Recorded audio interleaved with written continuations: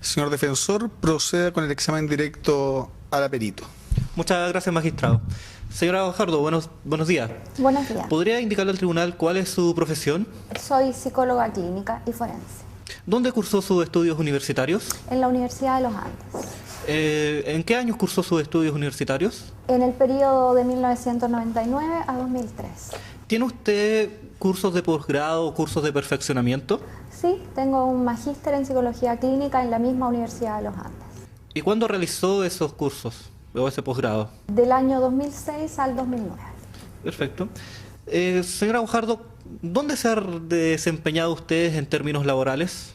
Bueno, yo he trabajado en dos hospitales, en el Hospital Dr. Cruz y en el Hospital San Felipe. ¿Y cuáles han sido sus funciones en esos hospitales? En el Hospital Dr. Cruz yo realizaba psicodiagnóstico y psicoterapia de adultos, adolescentes y niños, y en el Hospital San Felipe trabajaba en el servicio de psicología, también realizando psicodiagnóstico y psicoterapia para los pacientes tanto internos como externos del hospital. ¿Y cuántos años se desempeñó en esos lugares? Por un periodo de 4 o 5 años. Señora Guajardo, ¿se ha desempeñado usted de manera privada en el ejercicio de su profesión? Sí, desde el año 2006 yo tengo mi consulta clínica privada y desde el año 2009 además soy perito oficial de los tribunales de justicia. Y a partir de que es perito oficial, ¿usted cuántos peritajes ha desarrollado? Mire, yo le diría que estimativamente unos 30, pero no recuerdo la cifra exacta. De acuerdo. Señora Guajardo, ¿por qué usted realizó este peritaje psicológico? Este peritaje fue solicitado por la defensa de Juan Pablo y la autoridad judicial a solicitud de la defensa me designó como perito oficial para hacer una evaluación psicológica y emitir un informe pericial en este caso. ¿Y cuál era el objetivo de la realización de este informe, de esta pericia psicológica? El objetivo de la evaluación era medir algunos aspectos de la personalidad y aspectos cognitivos de Juan Pablo que pudieran ser relacionados con su conducta el día de ocurrencia de los hechos. ¿Cuál fue la metodología que usted ocupó para realizar esta evaluación? Para realizar la evaluación se utilizaron 2 entrevistas y una batería de test psicológicos compuesta por el test de relaciones objetales de Philipson, el inventario de personalidad de Minnesota y el test de inteligencia Weiss, entre otros instrumentos.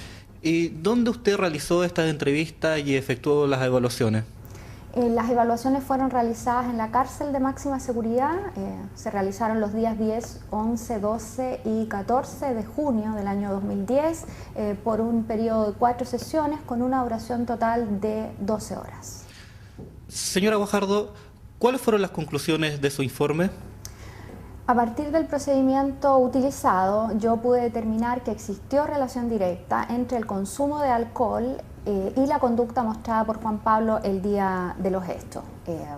Según lo que se refiere, en esa oportunidad Juan Pablo se encontraba bajo los efectos de sustancias que alteran gravemente el ánimo, la lucidez y la conducta. Como producto de esto, Juan Pablo mostraba una grave alteración cognitiva y volitiva, mostrada a través de un estado de obnubilación de conciencia, y esta es una alteración que inhibe su capacidad para determinar su conducta, razón por la cual no es posible que sea responsable por una conducta dolosa. ¿A qué se refiere con nivel obnubilado de la conciencia? Me refiero a un nivel de alteración de conciencia grave donde hay compromiso de las funciones cognitivas y volitivas de Juan Pablo. Por ejemplo, en sus referencias acerca de los eventos, él da cuenta de que entró a un bar, pero no recuerda los elementos contextuales. Inmediatamente yo me doy cuenta que se está mostrando una alteración de memoria de tipo lagunar, que está directamente relacionada con el consumo, la ingesta alcohólica, y que es responsable de que él no recuerde estos eventos. A propósito del tema del alcohol, ¿cuál es la conducta de alcohol que presenta Juan Pablo? Bueno, Juan Pablo presenta una conducta de consumo de alcohol que ha disminuido. Él dice que ha disminuido durante estos últimos tiempos a propósito de una relación sentimental, pero es una conducta de ingesta alcohólica que se ubica alrededor de los 15 años. Las investigaciones muestran que cuando el consumo de alcohol comienza antes de los 18 años hay una alta probabilidad de que el sujeto se convierta en alcohólico cuando adulto. ¿Y usted qué pruebas aplicó para determinar la conducta alcohólica de Juan Pablo? Mire, yo apliqué 3 pruebas muy sencillas. Por ejemplo, el test de Cates es una prueba de autorreporte, una prueba que consiste en 4 ítems que son muy simples de responder. Los 3 primeros se refieren a la autopercepción o la sensación subjetiva del sujeto frente al consumo de alcohol, y el último se refiere a la misma sensación pero frente a la privación. Juan Pablo puntuó 2 en esta prueba, con lo cual él se ubica dentro de una conducta de riesgo. Eso significa que su conducta alcohólica debe ser vigilada y en este caso, más que de riesgo, nosotros podríamos decir que su conducta tuvo gravísimas consecuencias el día de los hechos. Y a propósito de eso, señora Guajardo, ¿cuál fue el consumo de alcohol que presentó Juan Pablo el día de los hechos? Mire, a mí me costó mucho que él hablara de este tema sobre el consumo de alcohol, porque esta es una situación que él la ha mantenido bajo secreto, ¿no es cierto? Finalmente yo conseguí transmitirle que era relevante para la evaluación poder conocer estas condiciones en las que habrían ocurrido los hechos. Él refiere que habría tomado 9 cervezas y 5 combinados de ron con Coca-Cola fuertes. Luego él recuerda que al salir del bar lo estaban esperando algunos jóvenes con los cuales tuvo un altercado en una discoteca. Posteriormente, ya en el auto, él confunde el acelerador con el freno, pierde el control del volante y atropella a una persona. Él refiere no recordar nada más de los eventos y toma conocimiento de la complejidad de la situación cuando es detenido por la policía un par de días después. ¿Y usted para qué quería tener toda esta información? Mire, esta información es muy relevante porque el objetivo de la evaluación era precisamente establecer la relación de la conducta de Juan Pablo con los hechos sucedidos ese día. Para yo poder establecer el estado en el que se encontraba él, necesitaba conocer de estos hechos, y de hecho el conocimiento que tuve en la evaluación es lo que me permite concluir que Juan Pablo se encontraba en un estado de conciencia de grave alteración de sus funciones cognitivas y volitivas que le impiden la determinación de su conducta, y en ese contexto él no es responsable de una conducta dolosa. Muchas gracias. No tengo más preguntas, magistrado. Señor fiscal, proceda con el contraexamen al aperito. Buenos días, señora Guajardo. Buenos días. Usted en su examen directo señaló que aplicó una batería de test, en este caso para realizar su evaluación, ¿no es verdad? Así es. Y que en general estos test están destinados a medir la personalidad o el coeficiente intelectual de una persona. Eso es correcto. En general, estos test lo que permiten es medir el estado mental de la persona que usted está evaluando en un día, en un momento determinado, ¿no es cierto? Así es. Que es el momento fundamentalmente en donde usted hizo aplicación de estos instrumentos y realizó la evaluación, ¿no es verdad? Sí, es verdad. Ahora, en este caso en concreto, usted realizó la evaluación y aplicó estos test aproximadamente 8 meses después de que habían ocurrido los hechos que se imputan, ¿no es cierto? Sí, así es. Y por tanto, siguiendo la lógica de lo que usted nos acaba de decir, estos instrumentos en general no están diseñados para medir lo que pensaba o no, o lo que podía haber hecho o no una persona hace 8 meses atrás, ¿no es cierto? No, no exactamente, porque justamente lo que permiten las pruebas psicológicas es dar cuenta de la condición de personalidad de un sujeto.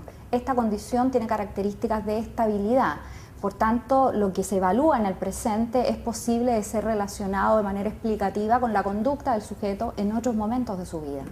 Pero mi pregunta es si hay algún test en concreto que permita determinar lo que una persona pensaba o su estado mental 4, 6 u 8 meses atrás. No, no hay. Vamos a otro tema, señora Guajardo. Usted también señaló que utilizó un conjunto de instrumentos para medir el comportamiento del señor Layton en relación al consumo de alcohol, ¿no es verdad? Así es. Y en general lo que permiten estos instrumentos es evaluar el nivel de riesgo que el señor Layton habría tenido respecto al consumo de alcohol. Así es. Nuevamente se trata de un conjunto de instrumentos que no se refieren a lo que una persona pudo haber consumido o no en un momento concreto.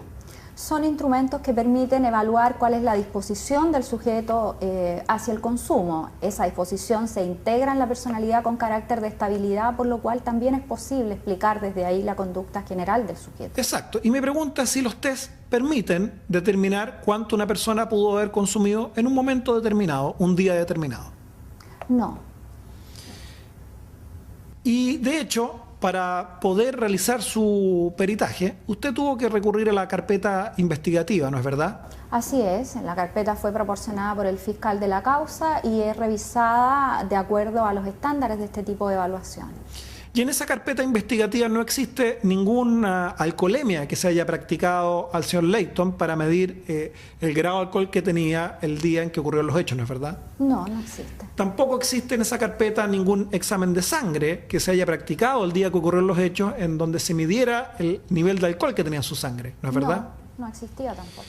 Y usted tampoco, de hecho, practicó ningún test científico o médico destinado a medir cómo el señor Layton se comporta o reacciona frente al consumo de alcohol, ¿no es verdad? O sea, yo apliqué los test que están descritos en la metodología.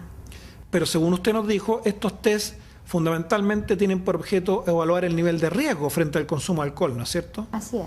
Porque usted no practicó ningún test que mida, déjeme decirlo así, la reacción fisiológica o la resistencia que tiene el señor Layton respecto al consumo concreto de alcohol, ¿no es verdad? No, no aplico ese tipo de test.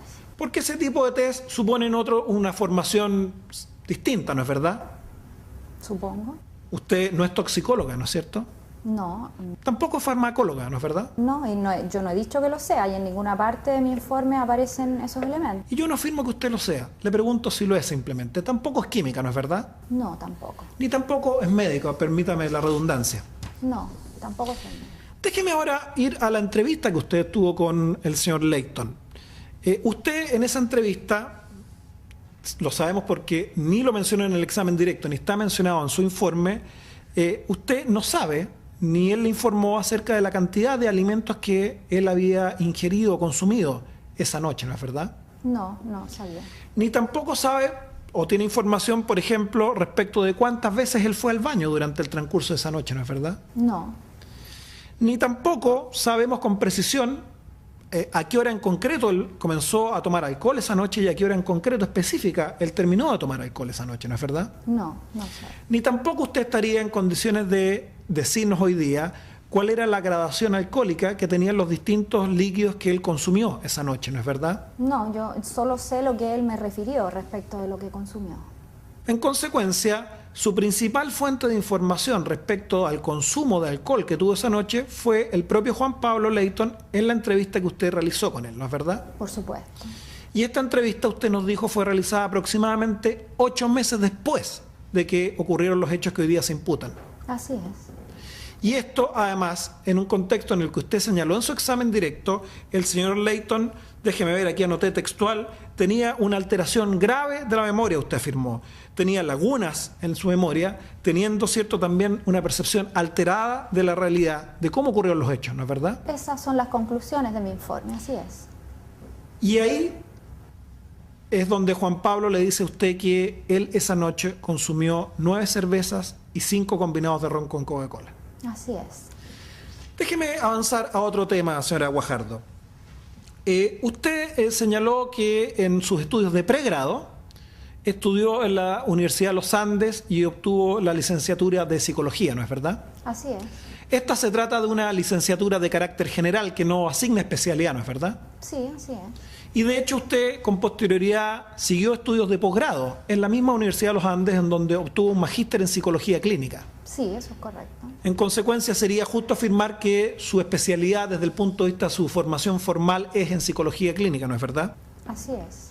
Y de hecho usted en el examen directo nos dijo que a partir prácticamente desde que se licenció en Psicología, usted ha tenido una práctica profesional intensa, tanto en hospitales públicos como en clínicas privadas, ¿no es verdad? Así es. ¿No es cierto que esa práctica profesional ha sido centralmente en psicología clínica? En el área del psicodiagnóstico y la psicoterapia, sí.